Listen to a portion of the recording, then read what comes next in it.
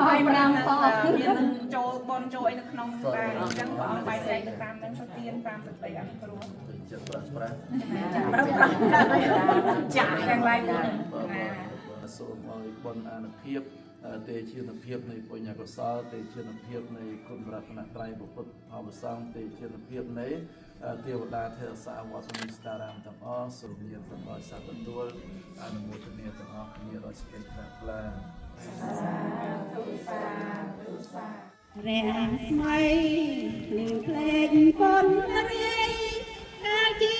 តនសាយព្រះរាំងស្បីទាំង5មួយពណ៌សាយចេញពីព្រះកាយត្រង់រំរឿងរឹងទីរំប្រសើរមកពីតអូទេញោម